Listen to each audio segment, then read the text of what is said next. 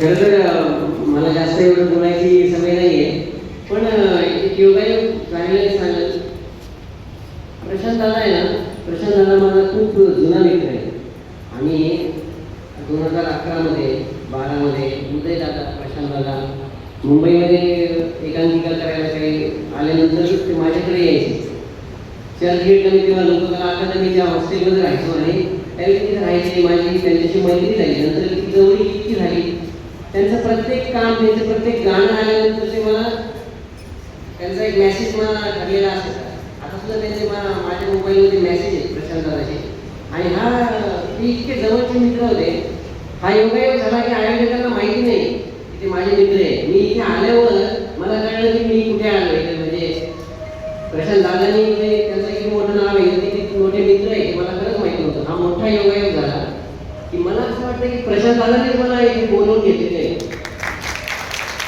मला त्यासाठी खूप भावूक झालं. आणि बाकी परीक्षक म्हणून बोलायचं तर सगळ्यांची कामं उत्तम आहे. आणि विदर्भाशी माझं नातं थोडं खूप जुनंच आहे. मी संत गजानन शेगावीचे ही मालिका केली होती तेव्हा मला त्या मालिकेतलं एक पात्र पितांबर इथे पण बसलेला आहे, त्याला आम्ही पित्या म्हणायचो.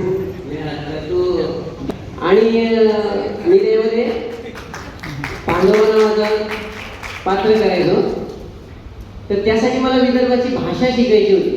तर इथं वर्ध्याला कराळे गुरुजी आहेत, तर ते त्यांचे बरेच व्हिडिओ फेमस आहेत असे विदर्भाच्या भाषेतले. मी ते बघायचो. मी त्यांना एकदा फोन लावला, म्हणून ती भाषा आत्मसात केली. आणि जेव्हा शूटिंग झालं तेव्हा डायरेक्टरने मला पहिल्या सीन झाल्या सांगितलं होतं की बरं झालं ॲटलिस्ट तू तरी विदर्भातला आहेस, तर बाकीच्या तू भाषा शिकव. एवढी ती भाषा मी आत्मसात केली होती. मला तर कळत नाही राहिलं इथं कसं काय येऊन राहिलं नाही. मोठे तुम्ही लय मस्त काम केलं, सगळ्यांनी जबरदस्त काम केलं. मला तर समजत राहिलं होतं की कोण पहिला, कोण दुसरा, तिसरा, काय म्हणजे कोणाकोणाला बक्षीस, सगळ्यांना बक्षीस द्यायची माझी इच्छा होती. जे सगळ्यात आमच्या दृष्टीने जे सगळ्यात शेवटचे होते त्यांचे पण मार्क्स खूप जास्त आहे. म्हणजे सगळ्यांचे मार्क्स एकदम जवळजवळ आहे. आणि तुम्हाला खरं वाटणार नाही, मी बरंच कमर्शियल बरेच कामं केलेली आहेत.